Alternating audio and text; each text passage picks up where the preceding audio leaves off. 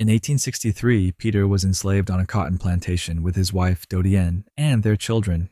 When he received the news that he was sold to a new master, he spent his last moments with his family praying, until a group of white men came to drag him away, and despite the pleas from his children.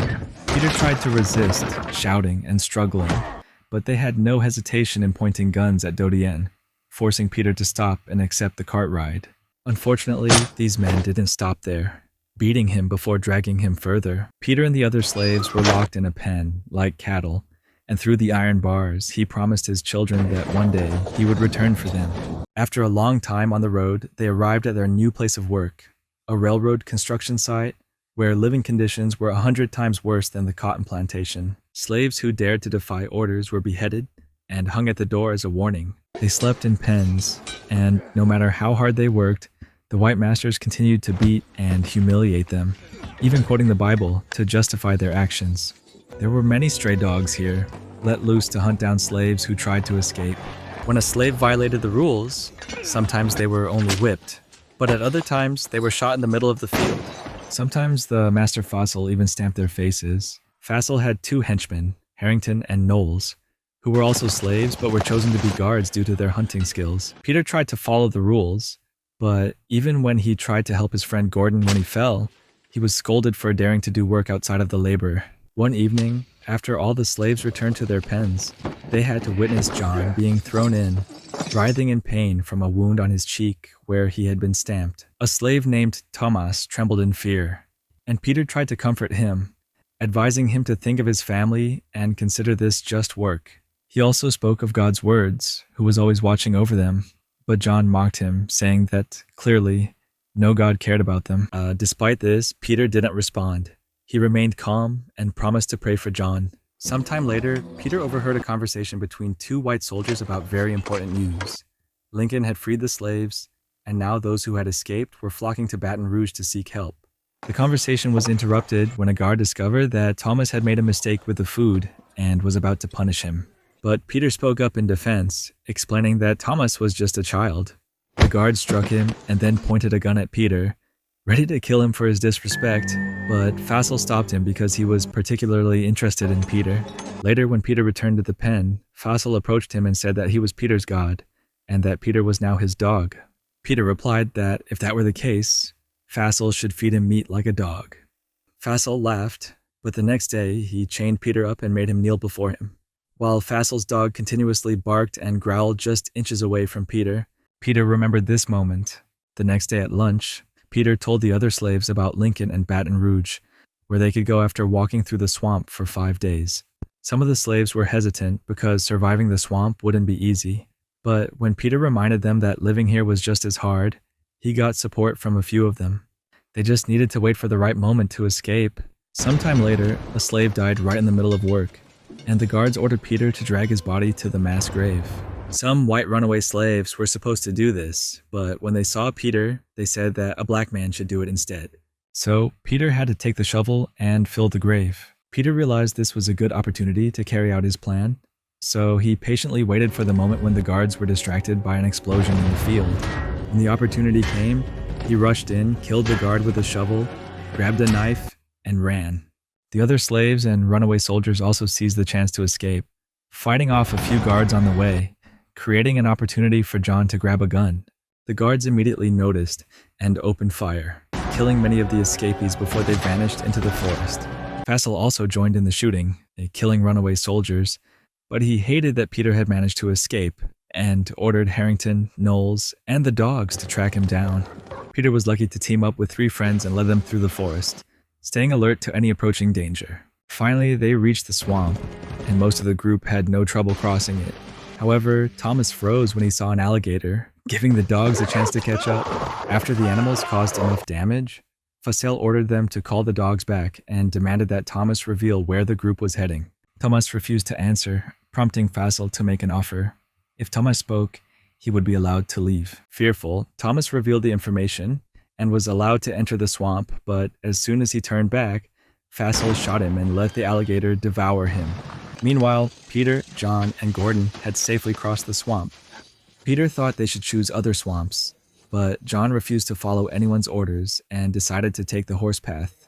believing that with the stolen gun, he could stay safe. Gordon wanted to stay with Peter, but Peter thought they would be harder to track if they split up, so Gordon chose his own path through the forest. Peter reminded him to follow the sound of Lincoln's cannons. Peter then started on his own path, only to discover his foot was bleeding from a gunshot wound. He needed to treat the wound quickly, or it would leave a trail for the hunting dogs. But first, he had to run far to create some distance from Fassel. Soon, Peter came across a house of a white family that also kept slaves. He used a vine to tie around the wound as a makeshift bandage, then sneaked around behind a pile of firewood. This helped him get to the well to drink water, and he noticed clothes hanging on a line. Risking it, Peter crossed the yard, stole a shirt, and ran into the forest. However, a child from the family saw him and raised the alarm by ringing a bell. Fassel heard it and traced the scent to the house, where the family directed him to Peter's path. Peter ran at full speed, only stopping to bandage his wound with a stolen shirt. He then hid the blood-stained shirt in a chest for the dogs to find while he concealed himself in the swamp water. Fassel and his men were tricked, thinking Peter had already crossed the swamp, but he was actually waiting until they passed. Unexpectedly, an alligator took the chance to attack, and Peter quickly pushed it away with a thick branch before using his knife to kill it. At that moment, Dodienne woke up from a nightmare, fearing for her husband's safety. The children woke up, worried about their father, but Dodienne reassured them that he was still alive and would soon return, as he had overcome challenges that no man could survive. As night fell, Peter hid in the treetops, using his knife to remove leeches from his body, leaving small bloodstains on the trees around him. Meanwhile, Fassel and his men discovered the dead alligator and opened its belly, but it was empty, proving that Peter had escaped through there. The group decided to camp for the night and eat the alligator, which made Harrington praise Peter's skills. Fassel immediately scolded him, recounting the lesson his father had taught him. If you give a black person even a little, they will demand more and take everything, from jobs to land. The next morning, Peter continued running, always remembering to cover his body with mud and animal dung, which caused flies to swarm around him but also helped mask his scent. When he had to cross another swamp, he thought about his family and prayed to God to protect him from fear and wild beasts. When sunlight suddenly broke through, he took it as a good sign. Meanwhile, Fassel divided the group to cover a wider area, and Peter was fortunate to find an abandoned treehouse with clean water and some leftover food. There was also hot coals, which Peter used to heat his knife and disinfect the wound on his leg. He then placed the coals in an empty bucket and carried it with him when climbing up the tree to smoke out a beehive, causing the bees to fly away and allowing him to collect honey. Fassel saw the smoke and immediately rode his horse there, but Peter had already left. The house also had a boat, where a snake was hiding.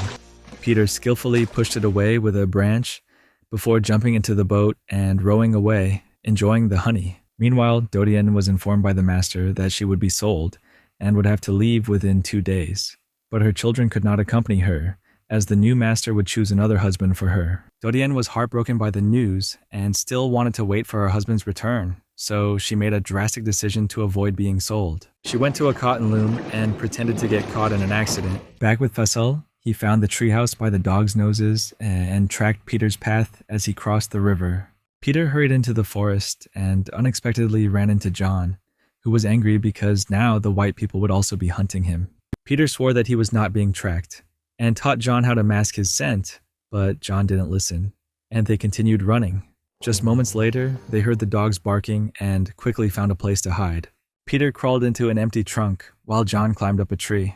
However, the dogs were still able to trace John's scent, leading Fassel and his men straight to him. John refused to come down, prompting Fassel to shoot him, causing him to fall.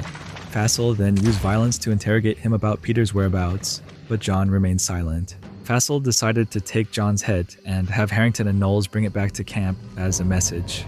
Peter closed his eyes, not wanting to witness his friend's death, and prayed for John's soul. After several hours of avoiding Fassel, Peter emerged from the trunk when the rain began to fall, only to discover how John had been killed, which broke his heart.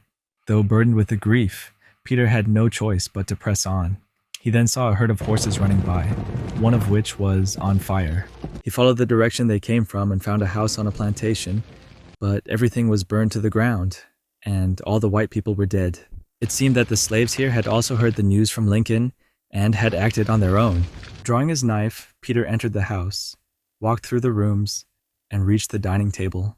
Unable to resist his hunger, he began eating until he heard an odd noise from upstairs. Following the sound, he found a girl who was dying, trapped under a harp. She played the instrument as a silent cry for help. Peter immediately rescued her, bringing her outside, placing her on a table, and attempting to get her some water. However, the girl, frightened, held him back and gave him a necklace with a cross. Peter understood that she needed a prayer, promising he would pray for her. He was so focused on her that he didn't hear Harrington approach until it was too late. Peter had to throw his knife away and retreat, not wanting to be shot. The girl died as soon as Peter left her, and in his rage, he returned and stabbed Harrington with the cross.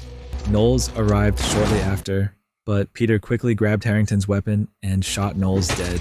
Knowles tried to persuade Peter, claiming that anyone who could kill a crocodile would be accepted into Fassel's team, but Peter called him the worst kind of person and left him to die. Hearing the dogs bark again, Fassel was closing in, and Peter decided to run into the cotton field to find a place to hide.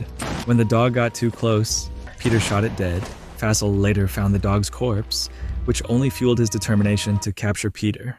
The next morning, Peter reached the beach, where the bodies of the white soldiers who had died in the fight against Lincoln's forces were scattered. Unfortunately, the army had no supplies for the Peter, but from a distance he could see ships and hear the sounds of cannon fire, signaling that Lincoln's forces were approaching. Excited that freedom was finally within reach, Peter continued running, but suddenly a horse appeared beside him, and he was knocked down with a few strikes. It was Fassel, who offered Peter a piece of meat he had once requested while imprisoned, taunting him to beg. When Peter refused to obey, Fassel drew his gun, reminding Peter that he was his god. But before he could pull the trigger, another person shot Fassel first. Peter told Fassel's lifeless body that he was not a god, then turned to meet his rescuers, Lincoln's senior officers, led by Lieutenant Quiu. Peter's body was finally drained from hunger and exhaustion, so the soldiers took him to the medical tent in their camp in Baton Rouge. His leg wound had become infected, and the nurse caused him pain while treating it. Over the next few days, Peter dreamt only of his family. When his health improved, Peter received new papers declaring him a free man, although they included details he did not know, such as his age. However, he was not yet allowed to leave to find his family, as the white soldiers took advantage of the fact that enslaved people were still considered stolen property.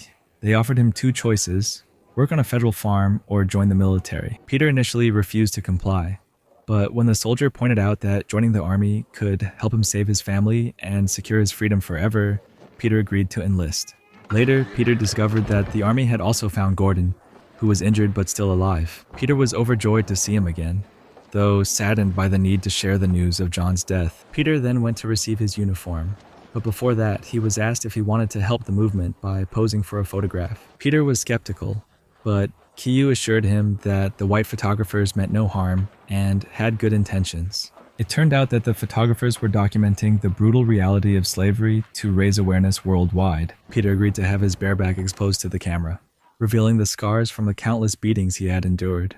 Peter was then brought to meet the generals, who asked him for all the information he had about the railroad the enemy was building. After Peter shared everything he knew, the general pointed to his photograph and said those scars were a sign of defiance, which was not acceptable in the military. Quiu tried to lead Peter away, but Peter defended himself, explaining that the scars showed he had been beaten many times but had never stopped fighting. This story was also very important to the soldiers.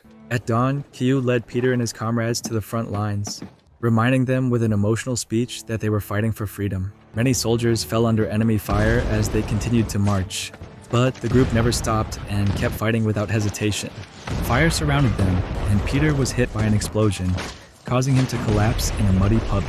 When he woke up, he dragged his aching body through the swamp to keep fighting, shooting at the enemy whenever he had a chance and praying for his dying companions.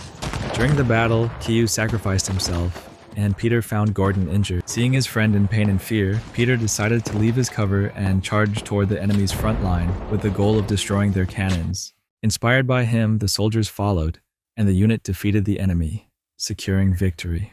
When the war ended, the army went to plantations to free the slaves. When they arrived at the house where Peter had once worked, everyone could hardly believe their eyes, but joy filled the air as they realized true freedom had come. After witnessing his former master being put on trial, Peter began searching for his family. He nearly broke down when he couldn't find them, but after praying, He looked to the side and let God guide him, eventually finding his wife and children running to embrace him. Peter's photograph became a historical symbol and was shared worldwide. By 1863, thanks to Lincoln's proclamation, over 400,000 black people had escaped to freedom. By 1865, nearly 4 million slaves in America were officially recognized as free. You have just watched the shortcut of the movie Emancipation. Don't forget to subscribe to the channel and turn on notifications to see more videos like this. Thanks for watching.